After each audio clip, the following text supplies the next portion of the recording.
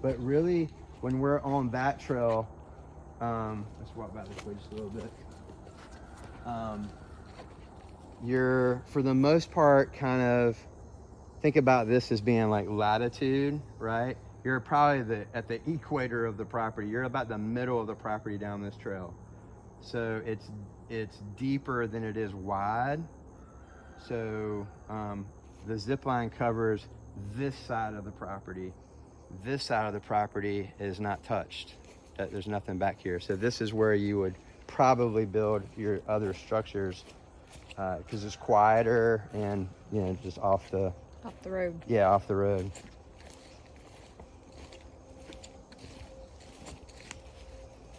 Hopefully I took down all those spider webs yesterday with my face when I came through here. I mean, I walked through like 3 or 4 of them.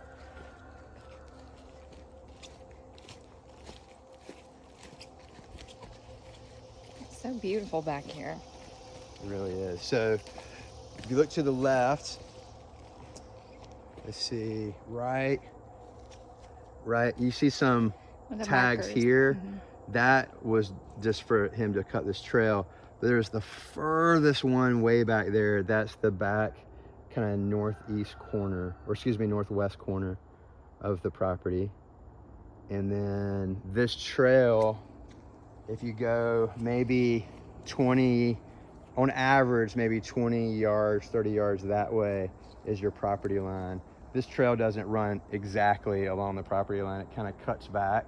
But for the sake of conversation, that you're on the back part of the property, that is all Carolina Bay. You see, when you see these palms, and then you see like the moss on the trees, that is not technically wetlands, but it is wetter land, and you wouldn't be able to build back here.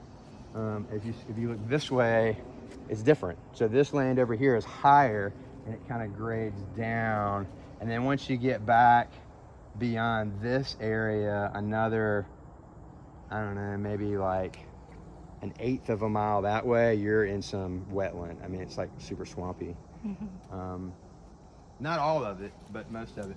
So this 90 acres, you're never gonna have homes back here.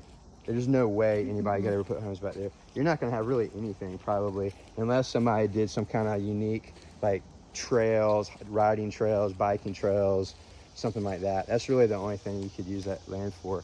Again, it's got this, I don't know, it's probably 6 or 7 acre lake or pond back there, fresh water. You could do like the kind of like the yurts or the treehouse idea back in an area like this, where you can't build on grade, but you could build some elevated structures. Yep. So here, you know, the trail's kind of going back towards, you know, the center of the property. So it's maybe at this point, maybe 30 yards, 40 yards in is your property line. But again, we're still kind of on the outer edge.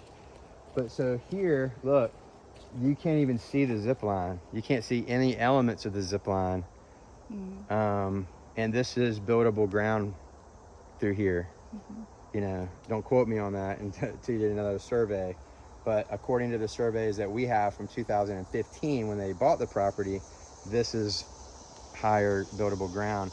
So you could build a single family house back here. You could build cabins back here. You could build all kinds of fun stuff back here. Not to mention platform tents, all that kind of stuff that you could do even when the ground's a little lower. As you see, we get a little wetter up here. You see the Carolina Bay. And it did just rain the past, I don't know how many days, and yesterday and this morning. It's poured for 3 days, right? And this is about as wet as it probably is going to get. Yeah, it wasn't this wet at all last week. I mean, it was, and we just went back through here with the tractor. So we kind of took wet mud and tilled it up pretty good. And a lot of these are, you know, such small, you know, diameter trees, they'd be easy to clear out. Yeah. And I definitely would thin this out. Yep. If this is all thinned out now, you could see what you have. It'd be beautiful.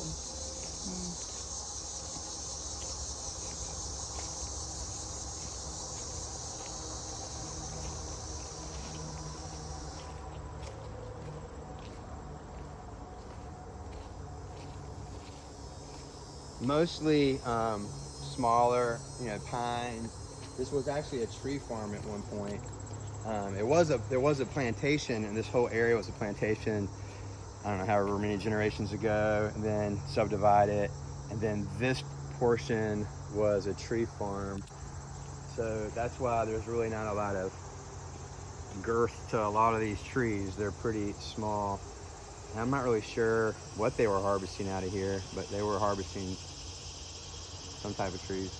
They had a lot more pine over on that side, and then over in the lower areas, more the hardwood stuff. Yeah. So they might. So I want to show you something super cool. If we can make it through the. There's lots of deer and turkey back here, and the guy that owns this is a bow hunter, so he sets up shop back here after work.